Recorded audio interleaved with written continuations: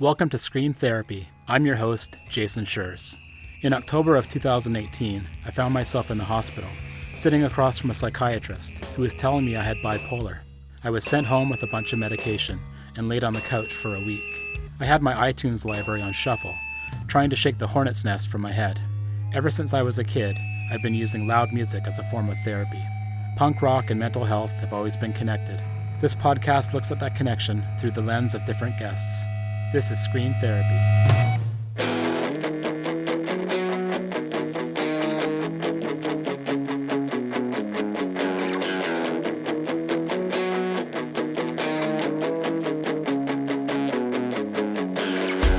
Tenderhearted, jellyfish, alien boyfriend. You wanted ice cream in February. My heart exploded. I think I like you. I think you're special. Do you like me back? Won't be surprised if you don't like me. I've been expecting that. Routine. It's one of the most important pillars of mental health, especially for those who need regulation for their dysregulation. Derek Zanetti is the guitarist vocalist of the Homeless Gospel Choir, formerly a one-person band, now a band. Derek lives with bipolar and has much to consider when he hits the road to tour. First, how to keep a routine in an environment that can throw all kinds of curveballs. The skills and tools he uses at home to stay well, can he practice them on the road? And then it's home again and crash, depression. Tour, home, rinse and repeat. Over the years, Derek has gotten better at managing his mood episodes, at home and on the road. Sometimes that means packing it in early after a show to get some much-needed sleep. Sometimes it means spinning on his heels and walking away from stressful situations. Oh, and for Derek, sobriety is huge. Does he still struggle with the punk musician lifestyle? Of course he does. But he's always striving for wellness, and he's doing what he loves, sharing his music with other people.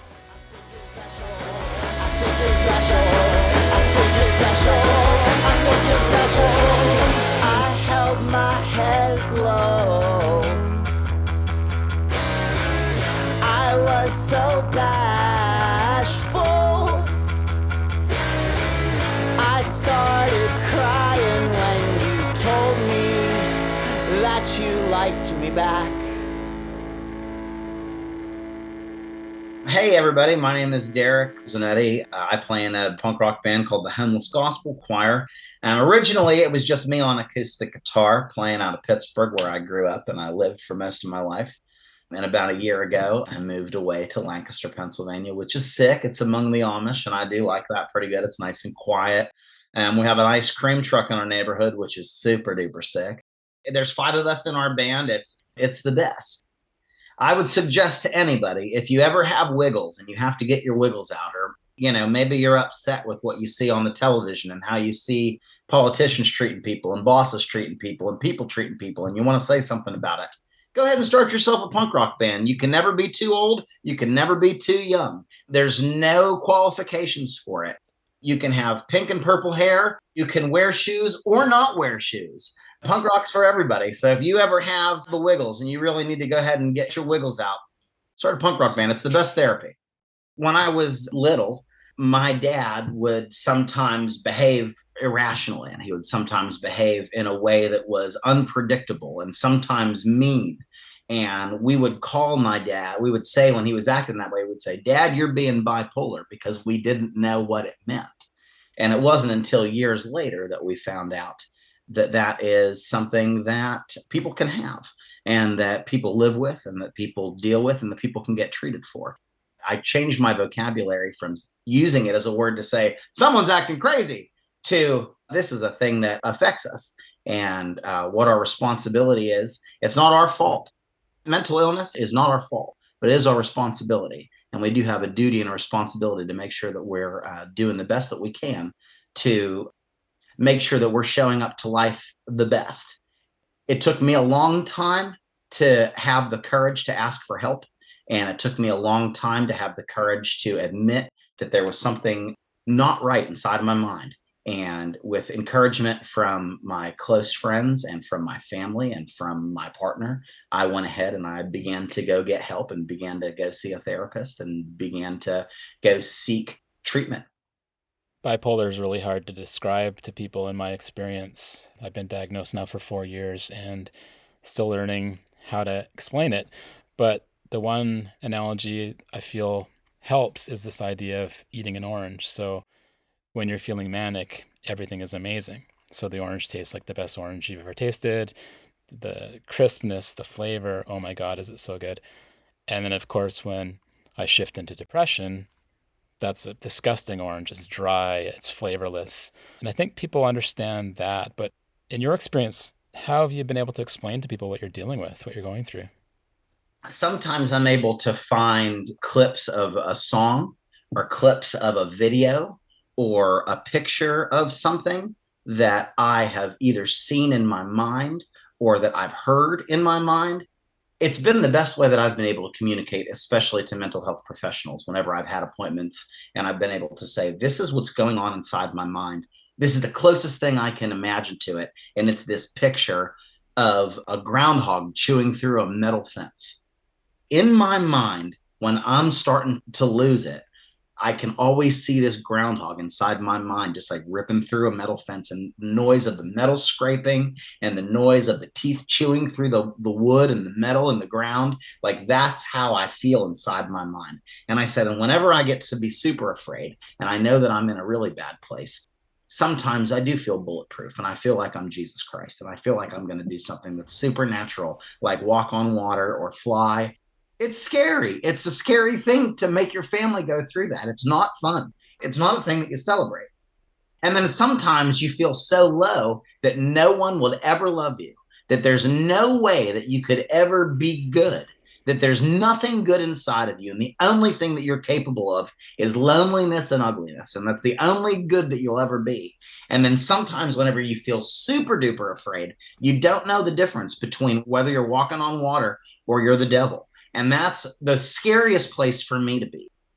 They say, as the bipolar community, how do we celebrate our yada, yada, yada?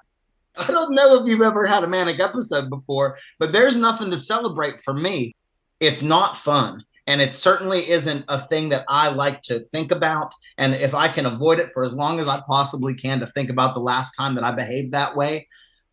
Now I have a really good protocol in place whenever I start to feel my mood swing or my confidence dip or soar. There's certain tics that I have or certain tells that I will allow to happen when I start to feel like I'm going off the rails on a crazy train like Ozzy Osbourne.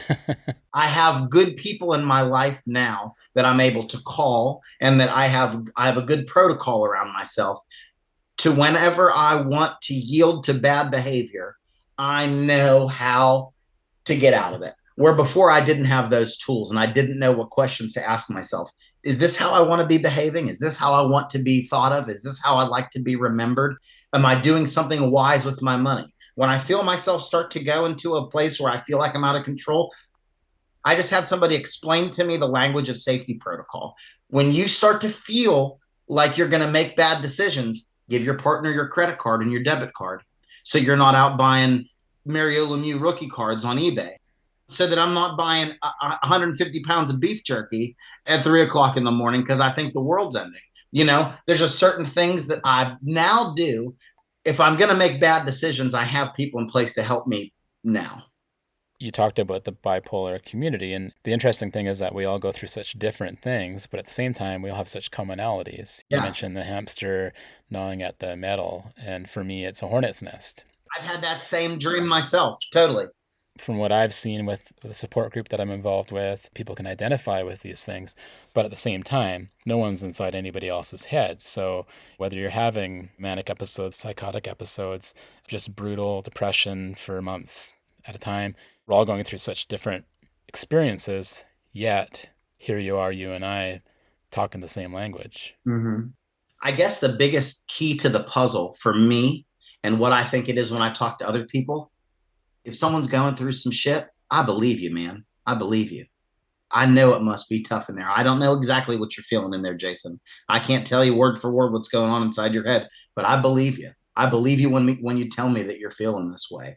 It takes a lot of guts, and it's super duper scary to especially admit that you don't feel you're in control of your own thoughts. That's a scary place to be.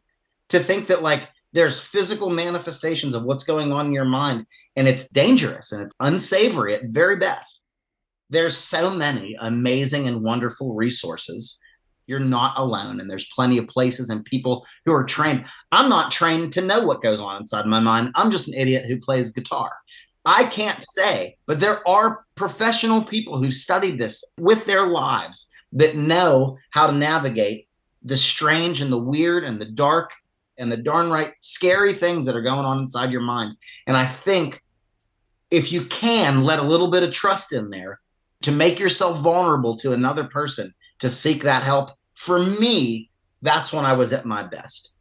When I'm at my best, I'm going to therapy. When I'm at my best, I'm drinking my water and taking my vitamins and brushing my teeth and sticking to my routine and keeping a schedule. When I'm doing my best, I'm checking in with my people. You know what I mean? I'm making the calls that I need to. I'm sitting down with my partner. How you doing? Really, how are you doing? Not just I'm okay. I got other shit I got to do. How are you really, really, really, really doing? And having those sometimes difficult conversations because I'm a people pleaser. I want you to love me.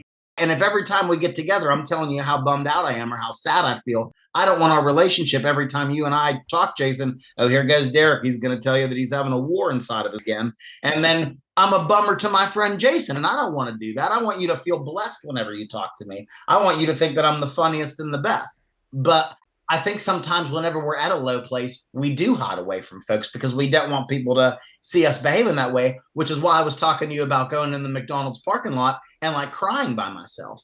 I don't want anybody to see me like this. I don't want anybody to see me sweating bullets, eating cheeseburgers in the McDonald's parking lot, wishing I was dead. I don't want to tell anybody that that's how I'm feeling.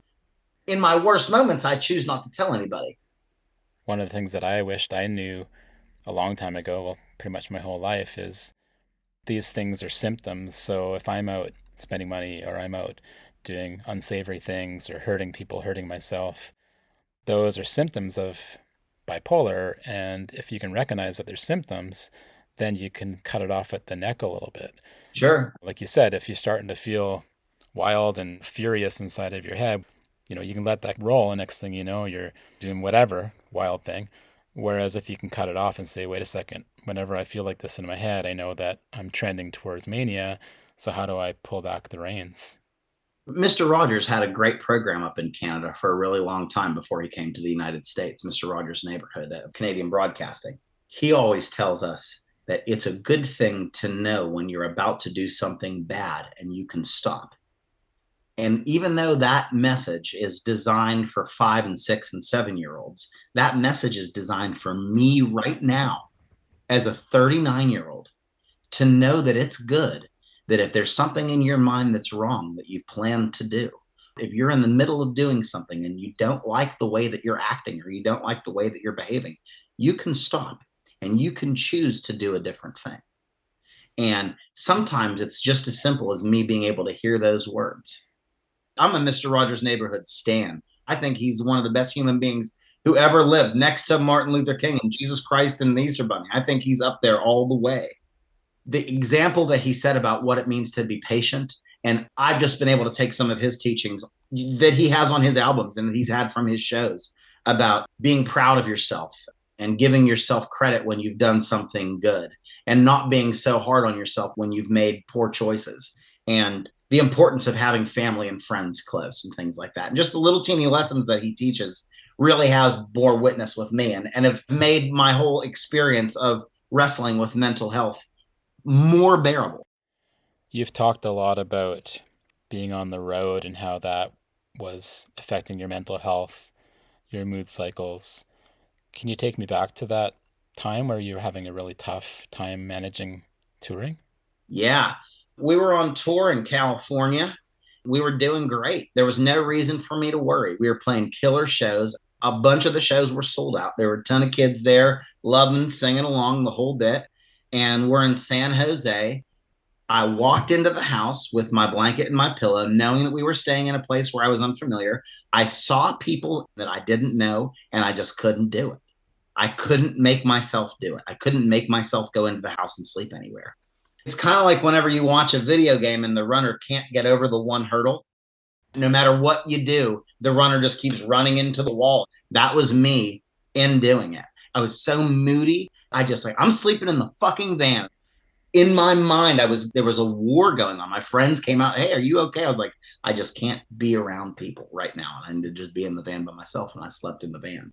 And that's from being out on the road for weeks at a time, not drinking water and not remembering to do my regular routine, and having enough unfamiliar things happen to make me feel uncomfortable. I wasn't mean to our hosts or to anybody. I didn't harm anybody, but I knew at that moment that if I was going to be around people, I was having a hard time controlling my negative feelings. So I needed to go ahead and remove myself. The only place to go was in the van. And there was a super cool setup. I'm sure there were cool people in there playing Mario Kart, eating pizza, and doing all the things that you want to do. And, sometimes on tour, I do a great job. Sometimes I'm up, I do my morning meditation and I'm drinking my water and I'm chipper as can be. And then 2 or 3 days of not being in my routine, not having a parking spot right in front of the venue, something super duper small that's just like, okay, we'll just have to park around the block. No worries. So sometimes I do good. Sometimes I do shit. Someone out of a group the other night asked the group, is there such a thing as bipolar rage? And we all just kind of nodded, and yeah, it's a real thing. Yeah. When you started to do the routines and doing the right things you mentioned on the road, how did you see the change? I wasn't doing it on the road as much. I was mostly just doing it in home in a safe, controlled environment. I wasn't touring that whole much whenever I first started to get onto it. And I was doing art therapy at the time too, and I was in my house. And when I would go on tour, it would just be for shorter lengths of time, or it would be in a super, like, I did a tour with Frank Turner and I was in his big old bus. So I didn't have any worries. I woke up, I was on the bus. I didn't have to think about anything. I didn't have any logistics. When it was time for me to play, I plugged my guitar into the PA system. I played in front of like thousands of people. I unplugged my guitar and then I went back and sold t-shirts or whatever. So like my stress level was completely, I didn't have to go ahead and troubleshoot anything. If a plan doesn't work out in the way that it's supposed to, that's another hurdle that I have. If I have an idea in my mind about a way that something should be going and it turns out that everything else could be going absolutely perfect and to plan, but the one little thing that's just a slight hair out of place is the only thing I can focus on. And I get obsessive about it. And that's another thing. I haven't done a lot of touring. I've done just a little bit. And I know that for me, the environment was such that, and not just the environment, but the actual energy levels of it and putting yourself up and performing led me to escalate. But then also that woof of depression after the show. Mm-hmm. Were you experiencing something like that? I don't know if that has anything to do with mental illness or it just has to do with the excitement of things happening. I'm trying my best to be able to distinguish the difference between feeling just regular sadness and what it means to slip into a manic experience. We live in a sad world as of recent. I think it's okay to pause and feel sad. It's healthy for us to feel sad. I didn't know if I was able to ever tell the difference between what it was like to be sad and what it was like to feel depressed. And I think through therapy and I think through self-reflection and being honest with myself, I've been able to distinguish the difference between the two.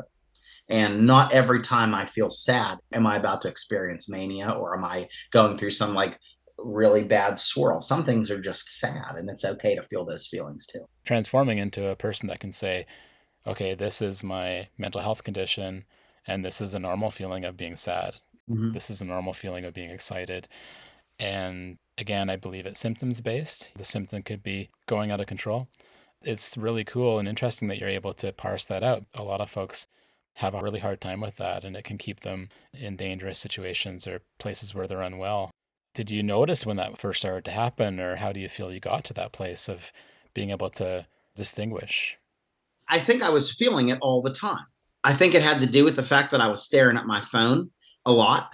Your cell phone is just a breeding ground for sadness. There's trauma happening all over the world all the time.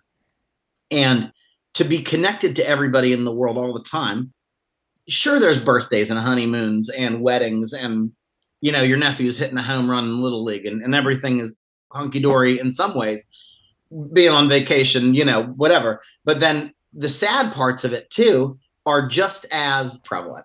And I think I noticed that even whenever I wasn't in a way of feeling depressed, that I was fine. I was functioning well. I was following my checklist and protocol, and I would see something that was sad, and I'm like, oh man, that's super sad. I don't have any power or control over it. I can feel sad about it.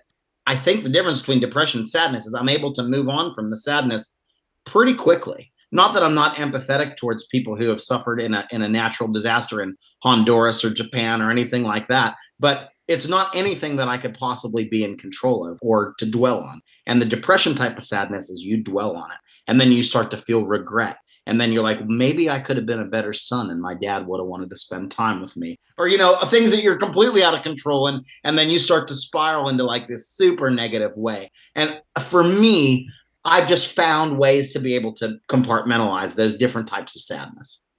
I'm not good at it because sometimes the regular sadness will just bite you on the ass and put you down in the swirl anyway. But sometimes I am able to. The distorted thinking as well. Something happens and I can dwell on things, and what you just said about it spiraling into larger regrets or things that happened in the past, man, that just gave me chills, because that's exactly what happens to me. It could swirl into, oh my God, why did I do that thing to my mom 15 years ago that she doesn't remember, and I'm devastated by it and dwelling on it. For instance, my grandfather died recently. I'm sorry, Jason. Yeah, it was very sad, but it didn't turn into a full on like, oh my God, why didn't I do this? Why didn't I spend this time with him? I'm such an idiot for doing this thing with him 20 years ago. Like, that's the spiraling of depression. So I was pretty proud that I was able to say, okay, this sucks and I'm super sad, but it doesn't have to lead into a depression. And bipolar depression is, well, generalized depression, bipolar depression are kind of the same. It can get really dark and it can really drag. It's not just the situational depression that could last and go away after 6 months after someone's death. This is like a full-on, lifelong depressive episode that can happen anywhere from 3-4 times a month to once a year. So I've had different regularities of it. I think whenever I first started talking about it more often, I had been experiencing it more regularly because I was also wrapped in addiction and I was having issues with that too that were being uncared for. And I was turning to that for a coping mechanism. When it comes to like that type of regret stuff, I know that substance abuse often comes hand in hand with folks who struggle with mental illness. And anybody who's ever been at the absolute bottom of the barrel knows that it's not a savory thing to talk about or to want to bring up, or not a shining pillar of pride in your life that you want to continually recall. I have a very soft spot in my heart for people who struggle with addiction and with people who are mentally ill and struggle with addiction, because once you've stolen from your own mother, once you've stolen and lied to your friends, once you've hidden it so much that you don't know if anybody will ever trust you, it's a super lonely place to be at. And if you don't know if anybody likes you, you don't know if anybody wants you to get better. I was very, very fortunate and very, very blessed to have some people who really, really loved me and really look after me and cared for me. It was a family and it was a community that I desperately needed at the time, that were supportive of me getting sober and were supportive of me going to go ahead and get help. That told me that they loved me anyway. To know that my mom loves me anyway. She loves me anyway, even though she knows she loves me anyway. And that was a good feeling. And that was a boost that I think that I needed to go ahead and get the help. how did the punk scene support or not support you through all of that? Well, both. I received both support and resistance. Not resistance to go get help, mental health, but punk rock doesn't really facilitate for people desiring sober living.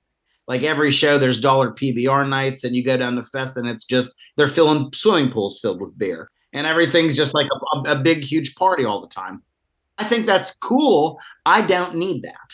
I want to experience art and culture together and have a punk rock show where everybody feels safe and welcome. And then after that, I like to have a cup of tea and maybe play a couple rounds of Yahtzee at my friend's house and then go to bed.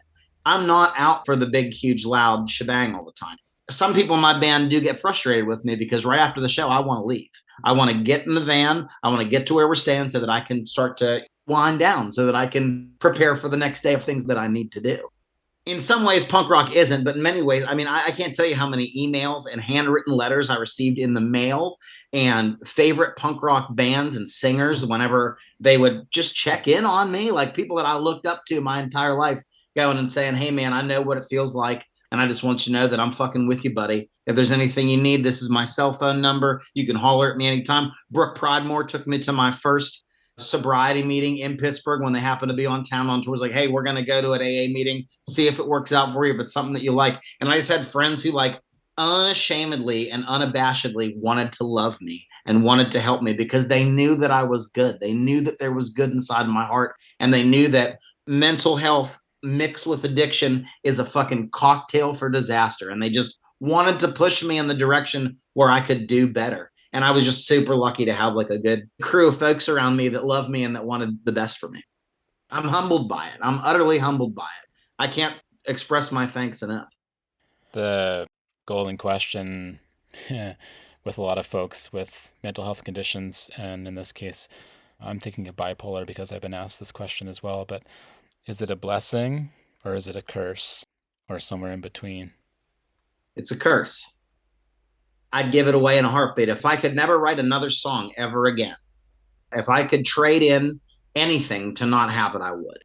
Aside from like my marriage or aside from like a family member, I would trade in any amount of tattoos, any amount of punk rock touring, the amount of energy and work and sacrifice and suffering to just be alive at 39 years old.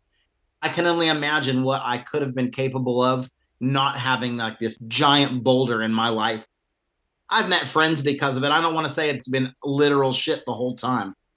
Man, I think about, I'm an ambitious person and I think about all the things that I want to accomplish and everything that I want to go after and books that I want to write and tours that I want to go on and puppet shows that I want to put on and weird art installs that I want to do and poetry that I want to recite.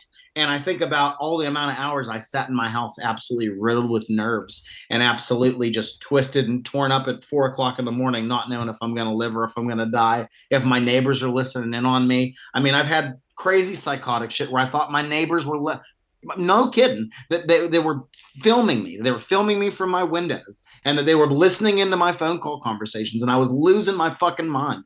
If I could trade those experiences for anything, I would. And you've got your band and your music despite all that. Yeah. Pretty amazing. It's a lot of dumb luck, to be truthful with you, that I kind of fell ass backwards into.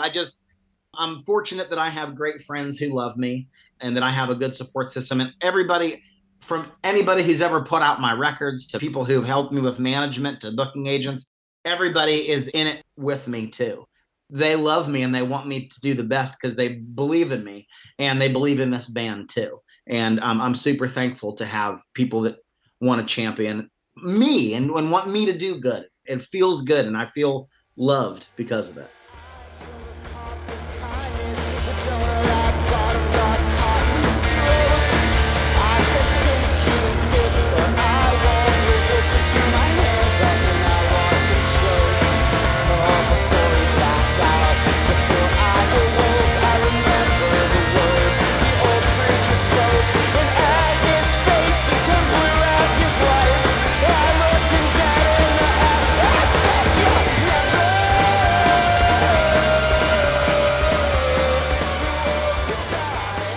That was my conversation with Derek Zanetti of the Homeless Gospel Choir, thehomelessgospelchoir.com. I now have a TeePublic store where you can buy Scream Therapy merch, so head over to screamtherapyhq.com, support the podcast, and get some fancy new duds. Thanks for listening to the latest episode of Scream Therapy.